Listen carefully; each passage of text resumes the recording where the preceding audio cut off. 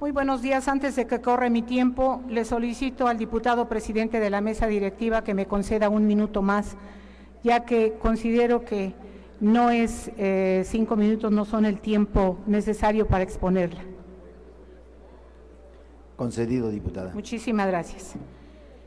Con la venia de la presidencia, compañeras diputadas y compañeros diputados, recientemente se aprobó en esta Cámara de Presupuesto de Egresos de la Federación del 2011, mismo que no refleja las necesidades ambientales de cambio climático que el país requiere. En los últimos meses los mexicanos sufrimos los embates del cambio climático. Hubo cuantiosas pérdidas materiales y humanas, cerca de 80 muertos y casi 1 millón de damnificados. Esto demuestra que el cambio climático no es solo un problema ambiental, sino es un tema de seguridad nacional. Entre más tiempo tardemos en reconocerlo, en reconceptuarlo y en priorizarlo en la agenda legislativa y en el presupuesto nacional, mayores costos tendremos que pagar. Ojalá entendamos que es más económico tomar medidas desde ahora. En el año 2009, según la Semarnat, los costos que México pagará a futuro si no actúa irán de 4.2 a 15.3% del Producto Interno Bruto Nacional en función de la pérdida de producción agropecuaria, menor disponibilidad de agua, deforestación, efectos en la salud y pérdida de biodiversidad, así como pérdida de infraestructura, mientras que los costos de mitigación oscilarán apenas del 0.56% y no alcanzarán el 6% del Producto Interno Bruto. La sociedad mundial y la mexicana enfrentan el reto de desarrollar su capacidad de adaptación y transformación a los efectos del cambio climático y mitigarán las causas que han dado origen a este fenómeno. Nuestro país es parte de este esfuerzo desde hace 17 años al signar y ratificar la Convención Marco de las Naciones Unidas de Cambio Climático. En el 2007, según el Grupo Intergubernamental de Expertos, señala que la mayor parte del calentamiento global observado durante el siglo XX se debe al aumento de gases de efecto invernadero causadas por el hombre.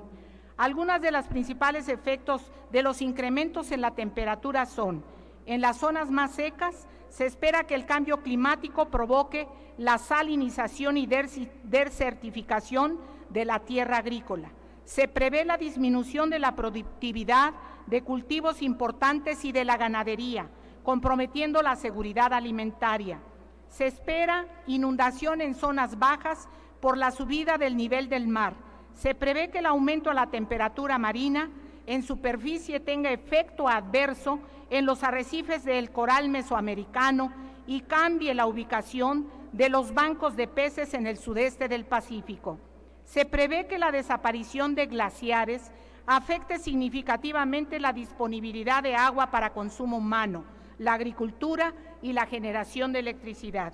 En nuestro país, no obstante la magnitud del problema y de que no se incrementó el presupuesto para el 2011, carecemos de un marco jurídico que regule, fomente, posibilite y ordene políticas públicas orientadas hacia la implementación de acciones de adaptación y mitigación al cambio climático. Por ello, proponemos la creación de una ley que establezca las políticas, instrumentos y acciones de la adaptación y mitigación al cambio climático mediante una norma general, abstracta y obligatoria. En esta iniciativa de ley se fortalece la Comisión Intersecretarial de Cambio Climático con la incorporación de instituciones a la misma, la creación de su Secretaría Ejecutiva como una unidad administrativa adscrita a la Semarnat y la incorporación de facultades de gran importancia como la instrumentación y seguimiento del Programa Nacional de Adaptación y Mitigación al Cambio Climático. Se crea el Consejo Científico de Cambio Climático como el órgano colegiado, especializado e independiente en aspectos técnicos y científicos en materia de adaptación y mitigación al cambio climático, cuya responsabilidad será elaborar la Estrategia Nacional de Adaptación y Mitigación al Cambio Climático y remitirá a la Cámara de Diputados para su aprobación. El actual Gobierno de México establecen el Programa Especial de Cambio Climático que reducirá sus emisiones de gases de efecto invernadero en un 50% en el año 2050. Para que este compromiso se haga realidad, en esta iniciativa de ley, México deberá asumir el compromiso nacional, gradual y voluntario a corto, mediano y largo plazo, de reducir el 30% sus emisiones para el 2020. Lo anterior haría posible reducir el 50% de sus emisiones en el 2040, como se ha comprometido. Para tal propósito, y con la idea de hacer efectivos, cuantificables y medibles estos compromisos, se establecen 11 instrumentos de la Política Nacional de Cambio Climático, cuyo objetivo será desarrollar a corto, mediano y largo plazo la estrategia, las políticas y acciones de adaptación y mitigación al cambio climático, siendo las siguientes. 1. La Estrategia Nacional de Adaptación y Mitigación al Cambio Climático. 2. El Programa Nacional de Adaptación y Mitigación al Cambio Climático. 3. Los programas estatales del Distrito Federal, municipales, delegacionales de acción ante el cambio climático. 4. El inventario de agentes vulnerables. A través de él se identificará y sistematizará a nivel nacional y estatal comunidades y elementos específicos del medio físico, natural y social que se encuentren en riesgo.